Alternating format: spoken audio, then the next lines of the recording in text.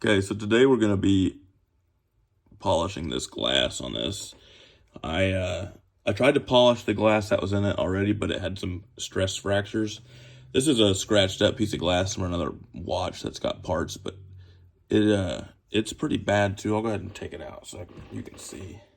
Very scratched. Going from 180, 400, 800, 2,000, 5,000,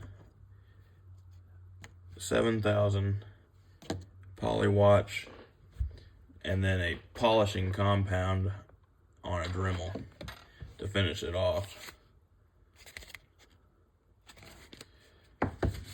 These crystals polish up pretty good, actually. So basically I'm just gonna keep going with the 180 grit. Now I can hold on to it and really get it. Before it was in the watch, it was kind of difficult. You wanna be careful not to hit the edge of the watch while you're doing it though.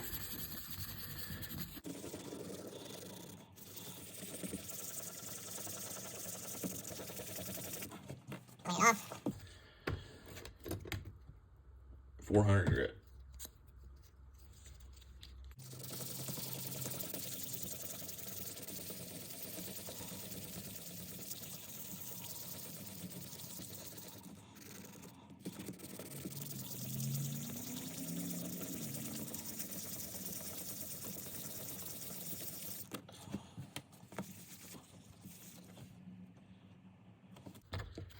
So that pretty good scratch right there.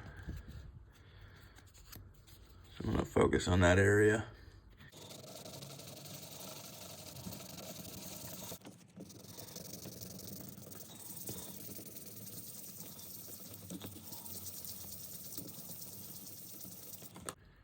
$800.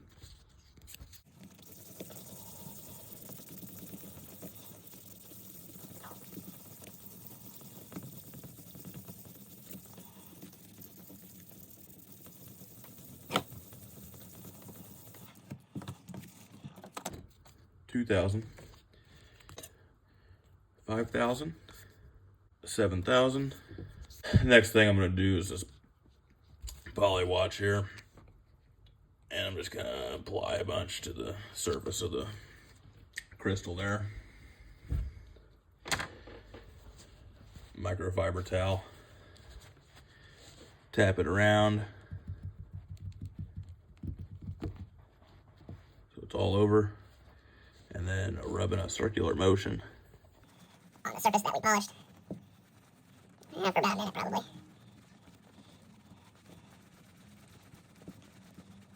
We'll really get the edges too.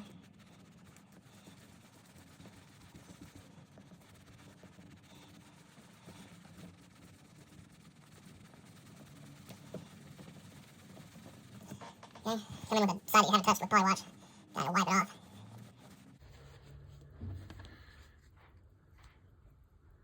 That's pretty good.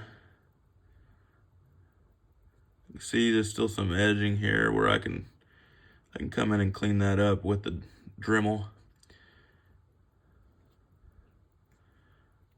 There's this nick here.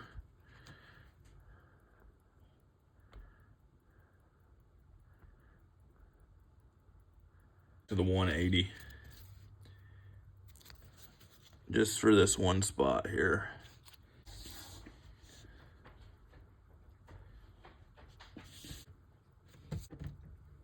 We're jumping up in grit really fast just because I'm gonna hit it with the Dremel anyway, and it'll take a lot of this out. A lot of the times I don't even use the poly watch anymore, just because the Dremel is so efficient. You got to be careful with it. This stuff on the Dremel head, and now you can use poly watch. That'll work. It's just this is faster and it's less work for your finger. You don't want to focus on one area too long, just because it will get hot. Actually, I'm gonna go ahead and put some more of this on there. That'll coat it, you know, kind of like that, which this one's pretty used. I could probably switch it out, but it works fine. You don't want to focus too long in one spot because it will melt this crystal. Kind of go around the edges and knock that haze off of there where we were polishing.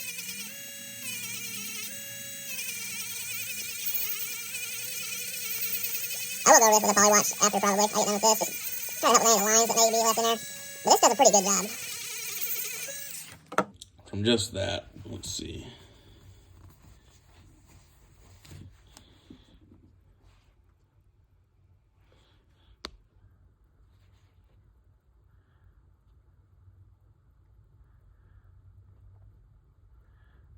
Looking pretty good. I still need to clean the case.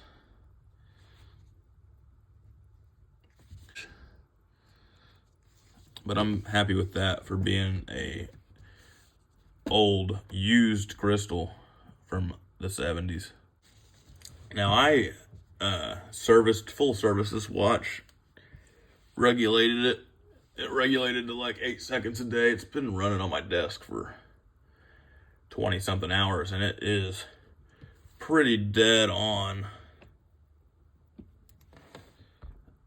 I mean, I'm here at 446 maybe, and we're here at 446 maybe. It's one of the projects I've been working on. I do a lot of old Timexes. This one's coming up next. I've got an old, probably 60s Omega over here. And these. I do several. I think I'm going to start posting videos. I want to keep track. Here's one that's coming up too. I'm going to turn this crystal scratched up into that crystal not scratched up. Actually, there is a Waltham. There is a Waltham here, and that's like a Geneva something or another, you know. And this one, I serviced it, but it's stopping in the exact same spot. I've had it under the microscope looking for whatever's going on with it, but I can't see anything. I haven't started on this one yet. This one here is one I picked up on eBay for about 20 bucks, just for fun to service. This one here I bought, it was a non-runner. It wouldn't wind. I took it all apart, couldn't figure out what was going on. It ended up being the movement holder was pressing on the stem for the crown, causing it to slip, which is very weird. But that is, I took the movement holder out and sanded it down so it wouldn't press on the stem, and that seemed to fix it. It runs great, keeps time perfect. I think now that that's polished, I'm gonna do some cleaning.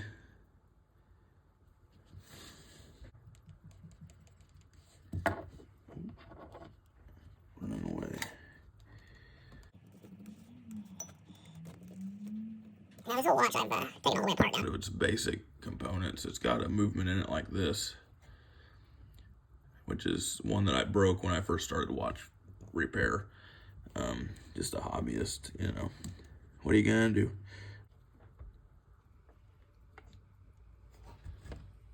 I think I'm leaning towards this one. That one looks better, I think. I've got several options, but that one seems to be my favorite. I order these straps in pretty much bulk. Most of these old vintage Timexes are 18 millimeter. These are just cheap, genuine leather straps. You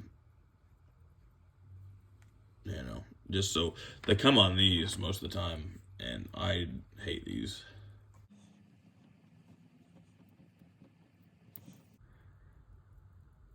Pretty much, okay.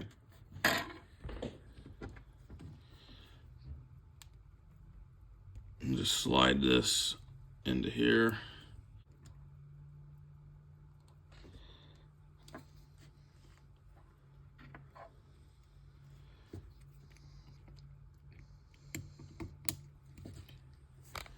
Okay, that one's in.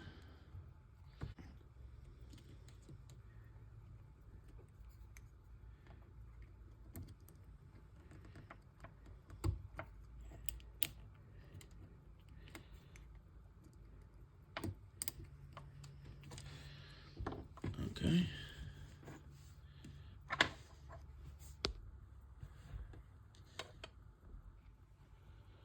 Sure. It took me a while to regulate it because this one was very sensitive to the adjustment bar here on the hairspring. Let's see. This little bar here, you got fast and slow. It moves where the hairspring's pulled at. You could just barely move that. I mean, that would have been like 200 seconds. You just like that much would have been regulation. Now that's okay. Be a custom watch here that I'm gonna make. I've got a dial and an NH35 movement coming for it. It's just a sterile dial, almost like a pilot style dial, I think. But it should look pretty good once it's finished. Nothing crazy, no branding on it or anything. I may put my own branding on it. Not trying to replicate anything, just making something I like.